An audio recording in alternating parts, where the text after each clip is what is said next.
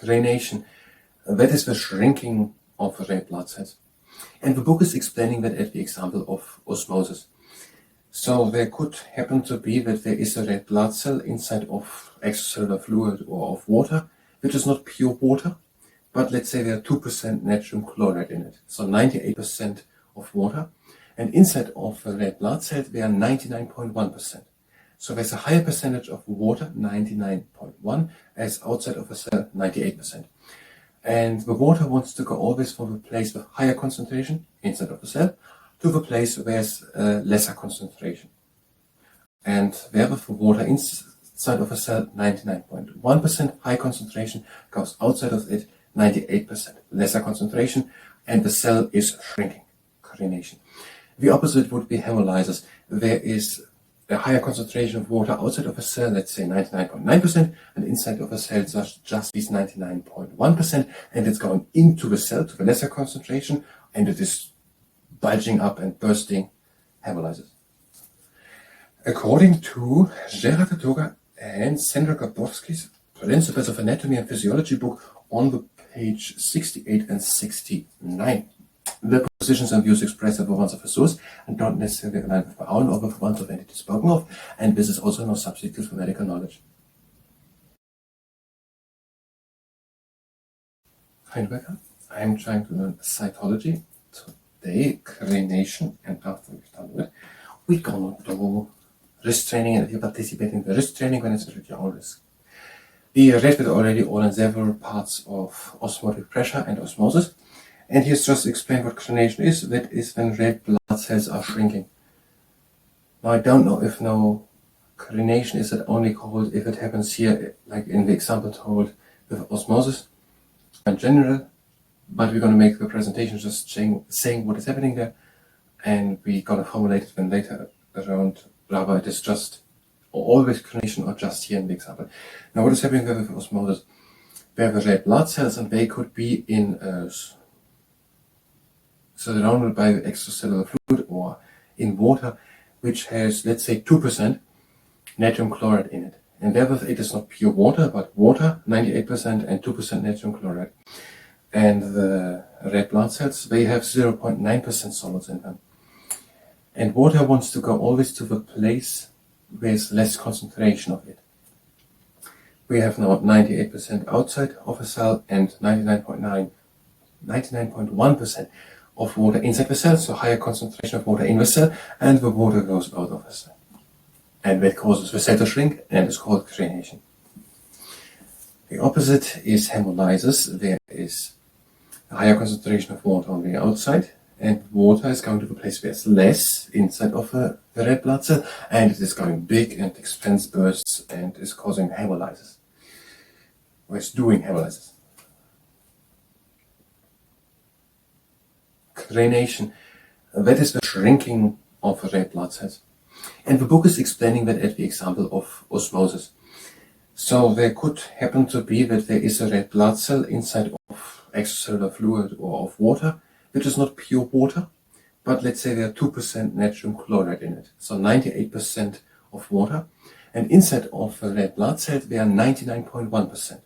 So there's a higher percentage of water, 99.1, as outside of a cell, 98%.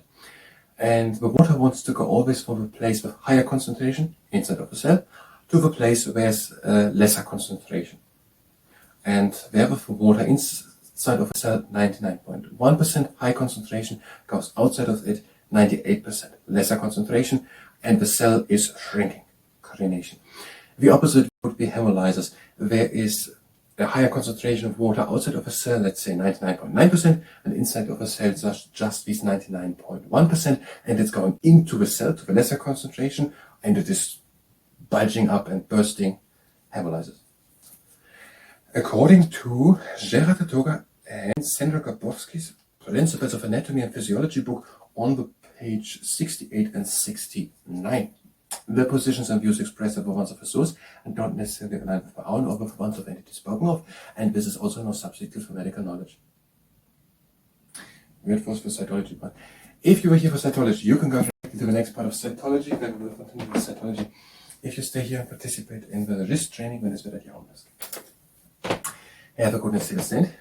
Arms up, hands from the fists, and the ring down and up. Hands like that, in and out.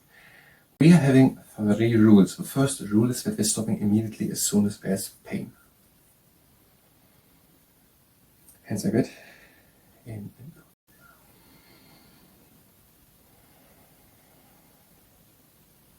Hands like that, open and close.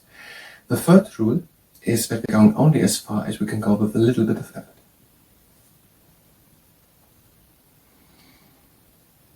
And hands out, down and up. And the third rule is that we're not overdoing it. We just want to strengthen, not to exhaust. Hands like that, in, up, out, down. You can take a break whenever you want. One hand next to the body, fist down, press from the inside and from the outside. From the top and bottom. Other hand, fist down, press.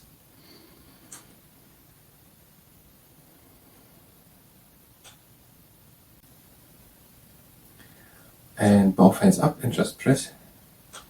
Relax, press, again, again. And now one hand with its fingertips on top of the fingernails of the other hand. Open and close against the resistance. The other way around.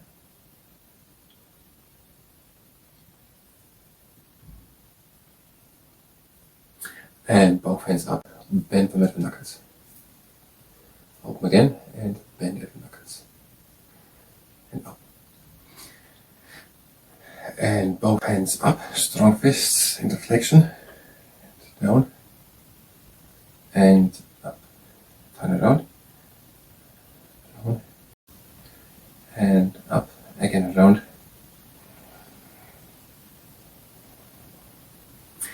And both hands up and claw them.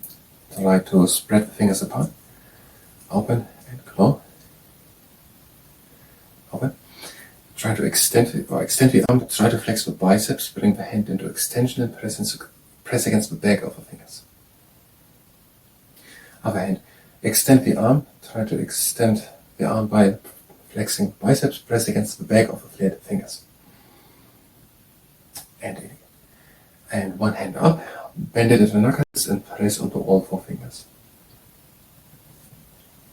Other hand, bend it at the knuckles and press onto all 4 fingers. And up. And now both arms in, strong fists into flexion, out, and the wrist into extension, flat fingers. In, strong fists, flexion, out, extension. You can take a break if you want. Again, down. And both hands up, down the flat fingers, up with strong fists. And again down, and up.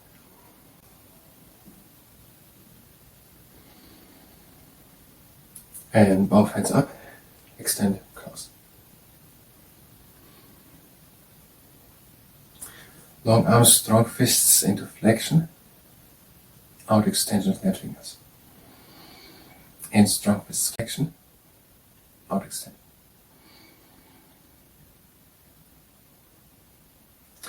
Now you can use a sock, have the long arm at the outside, let it fall down and try to catch it again.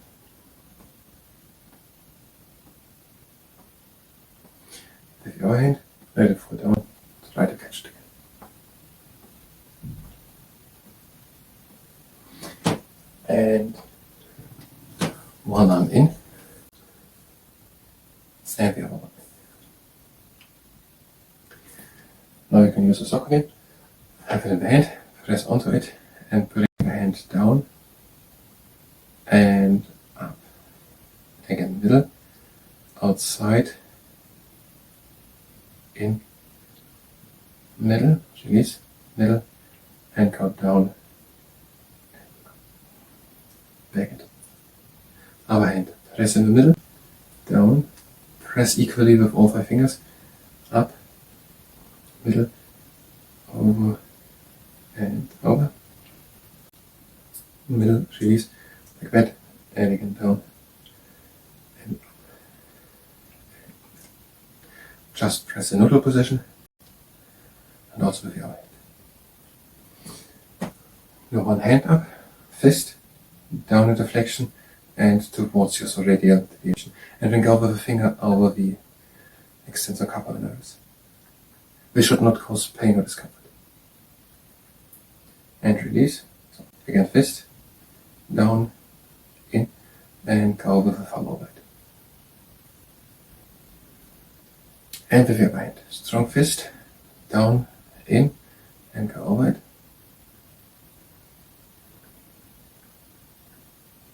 And fist, down, in, over. And loose the hands. And now go with moderate pressure over the middle part of the lower arm.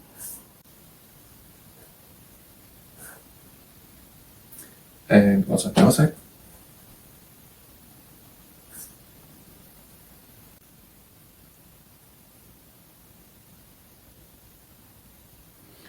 And then go softly down, pull at the fingers, over the fingers. Over the whole tendon, starting here at the metacarpus.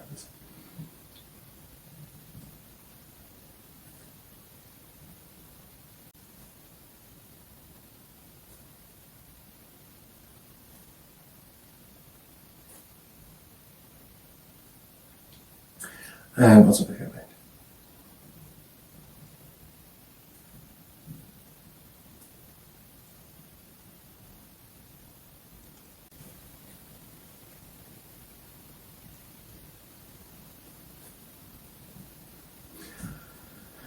And that was the wrist training. I think I will much end it next time.